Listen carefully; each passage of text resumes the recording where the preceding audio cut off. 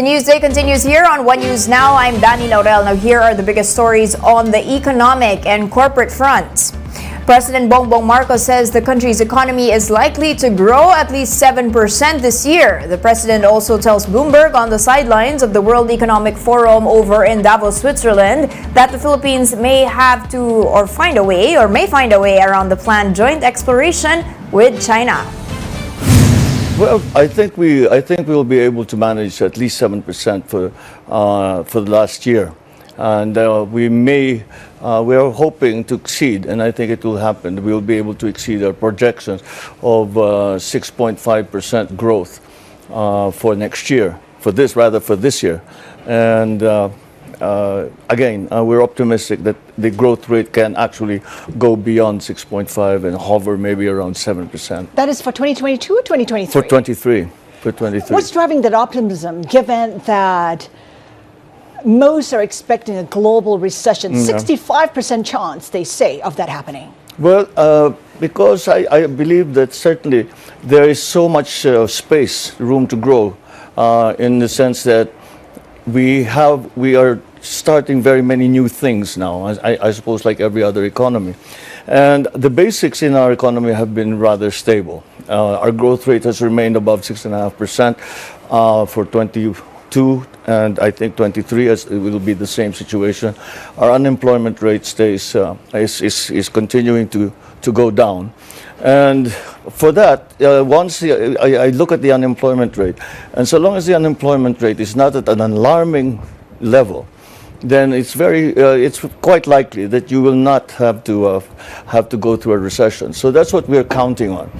The problems, of course, that we face are similar to other countries, and inflation is actually the one thing that we are having to deal with, and having to intervene in many ways so that to bring inflation back down. Inflation at a 14-year high. Onions costing about $11 per kilogram, and the ordinary people are not able to afford that. What else can you do?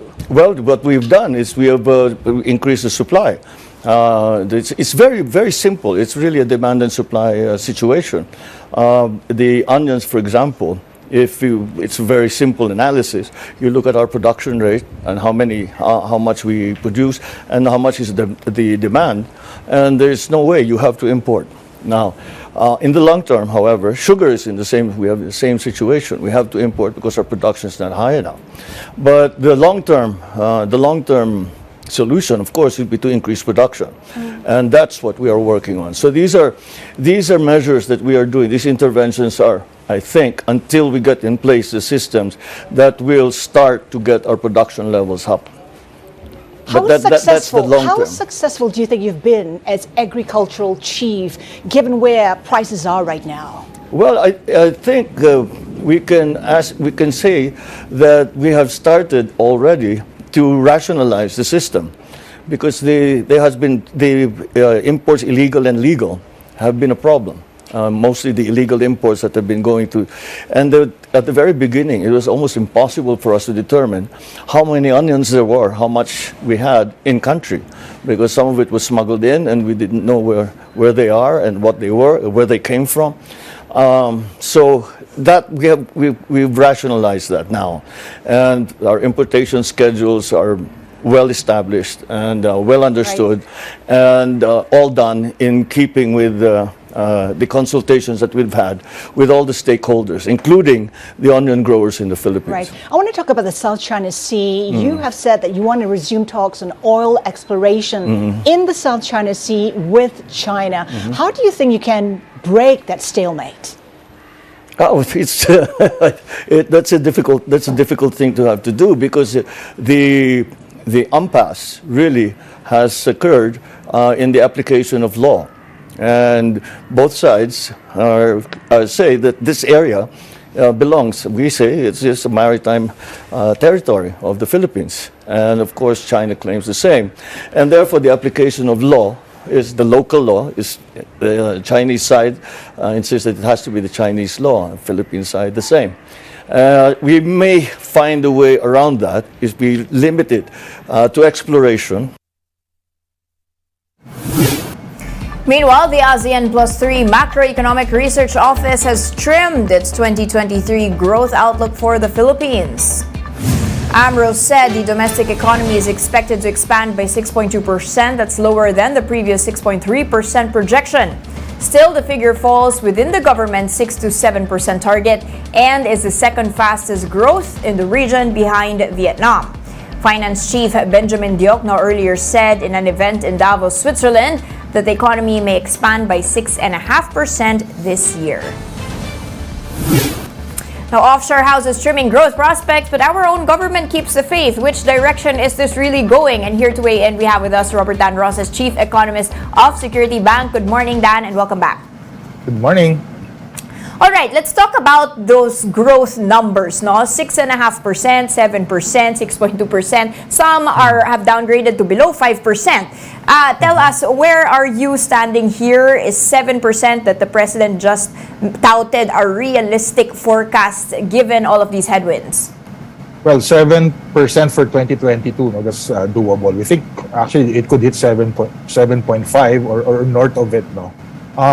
Production and consumption indicators were really positive for 2022, especially in the latter half. I guess the question will be is if it's sustainable this year. No? Unemployment was down, so that should lead to increased consumer spending. PMI is in expansion. PMI is the Purchasing Managers Index. It's a very good forward indicator of the GDP as well. No? So there's positive outlook on business conditions indicating increased production and economic activity as well. No? And then you have car sales, which are up. No? That's being led by commercial vehicles on the back of improved mobility. No? So that's also a proxy for large ticket purchases. No? So that means consumers have confidence in forward financial conditions beginning this year, probably. No? So I guess, like I said, the question is it sustainable 2023? No? So we have lag hike effects probably taking effect this year. We have inflation expected to be still out of bounds in the first half. And then you have a global slowdown, which means spending will wane. Probably revenge spending probably will be waning. Consumers will likely scrimp, but that doesn't mean that there's going to be a downturn in consumer spending like what we saw in 2020 and 2021, primarily because the economy remains open. Okay, so quite a mixed bag here, no? Like you mentioned, some things showing signs of growth, but then you still have the issues of inflation. Let's try to parse through some things that you mentioned. But I wanted to focus first on the China story, no? Because this is the reopening of China is something that we haven't experienced in the past 3 years. They even mentioned that the COVID situation there is peaking and growth will be returning. How much of an upside this year will the China reopening story be?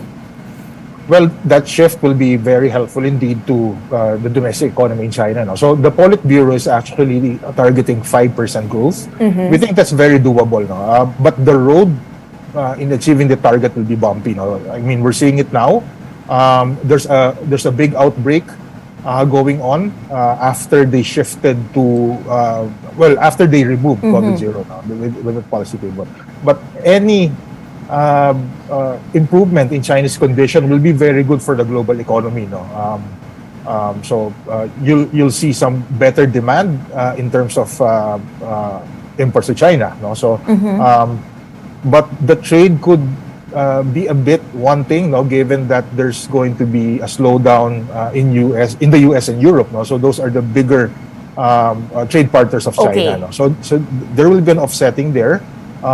But we do expect the domestic economy in China to be the main driver. So that's why they shifted against COVID zero. No? And that will lead to credit creation probably in the second half. But that's dollar negative. No? So that means the dollar will be weaker. No? So actually that's good for currencies pegged to the US dollar, no? Especially the peso. Okay, is that enough for us to circumvent some of the global recession issues? So, for instance, are they a big enough trading partner with the Philippines, a big enough contributor to tourism that perhaps our exports or remittances softening that might actually be circumvented? Actually, it might be good for exporters to China. No? China Okay. being one of our biggest trading partners. No? And of course, we do rely on some imported materials from there. No? So I think that will probably help in terms of, diminishing the trade deficit that we have right now, no? Which is peso negative. But I think probably all of this stuff will happen in the second half. No? Okay, matagal pa. There's a very, well, we experienced that. No? We saw cratering, we saw demand destruction, and that's what happened in China last year. No? So it could take a while, no, but given the size of the consumers in China, it would take a while in the sense that it will only happen in the second half, no? Not a full year effect. All right.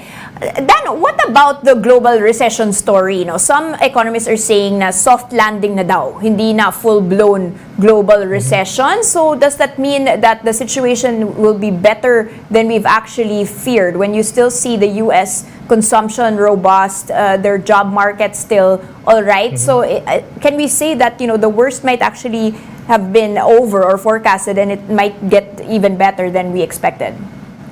Yeah, we do share that view. No? We think, indicators in the U.S. are really good. I mean, CPI and the production cost inflation is also going down. So that's very good news for the Fed that will allow them to pivot to a much slower pace of hikes. No? But the inflation threat is still there. No? So, inflation in the U.S. is being driven by wages. No? So that's the core CPI. It's better achieved in a recession, so that's what the U.S. Fed is trying to target now. All indications actually show that a soft landing is really possible now. In contrast to earlier calls or views of a harder than expected landing. So consumption is still there, albeit it's much slower. But production is really good. Durables are at regular outputs as well. No? So I think it could be achievable. No? There are even calls that a recession might be circumvented in the US now. Okay. It's just going to be a slowdown. Okay, and finally, on the domestic front, is there any indication now that inflation issues will be kept at bay with the supply side? You've got President Marcos saying earlier on, the onion issue will be hopefully resolved pretty soon, especially with incoming supply and also imports. The sugar situation, hopefully better weather. The oil story waning. Can you say that the consumption will be robust and the inflation will be settling in the very near term? Consumption will be robust. No? I mean, 75% of GDP. So that means, we saw it last year. No? Even with high inflation, people kept consuming. No? What that means is it's there to stay. No? Could be a bit lower or slower, no? But it's going to remain there. No, that fiscal response will help. I mean, extending the tariff exemptions for the year, and then you have that onion imports. No? That will help prop up supply and hopefully bring inflation down much faster. No? Because right now what we have going on for us is the base effect. No? So we could expect inflation to go down by around March. And probably hitting the target by middle of the year, no? That's mostly because of base effect as well. Okay, so looking forward to that. Of course, better for our consumers' pockets. And like you mentioned, despite all these issues, still strong consumption here in the Philippines. Thank you so much for those insights, Robert Dan Roses, Chief Economist over at Security Bank. Thank you. We'll be back with more stories after the break. Keep it here on One News.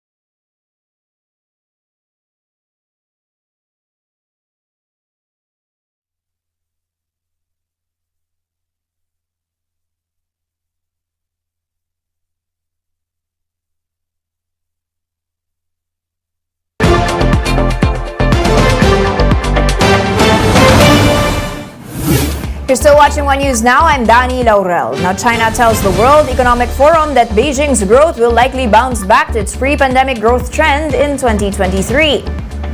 Chinese Vice Premier Liu He told the forum that he expects a rebound as its COVID-19 infections have already peaked. The statement comes after Beijing released better than expected economic data for the fourth quarter of 2022, fueling hopes for a rapid recovery in 2023. China's GDP expanded 3% for the whole of last year. Now with this, Liu said he expressed confidence of a return to rates close to 6% witnessed before the pandemic. Now, aside from lifting COVID-19 restrictions, Liu hopes that China's transition to a more consumption-related model and its aim to cut carbon emissions will help economic growth. Still in Davos, Ukraine's First Lady called on the global elite to urge the release of thousands of Ukrainians deported to Russia, while also calling attention to food security. Зараз є загроза обвалу того життя, до якого звикли люди в світі, або до якого прагнуть люди в світі. Яким може бути життя у світі, якщо буде дозволено бити з танків по атомним станціям? Що буде з інфляційними процесами, коли будуть падати державні кордони і цілісність країн буде руйнуватися тими, хто цього хоче? Що буде з вартістю життя, коли не мільйони, а десятки мільйонів людей будуть змушені рятувати своє життя, рятуватись від масового голоду і стануть біженцями? Як світ хоче досягти кліматичної нейтральності, якщо поки не зупинив навіть спалення цілих міст в Україні? Це те, що робить Росія своєю артилерією, ракетами, іранськими дронами. І ви всі знаєте, що російська агресія ніколи не мала на меті обмежитися українською територією. Ця війна може піти далі і зробити кризи ширшими, якщо агресор не програє.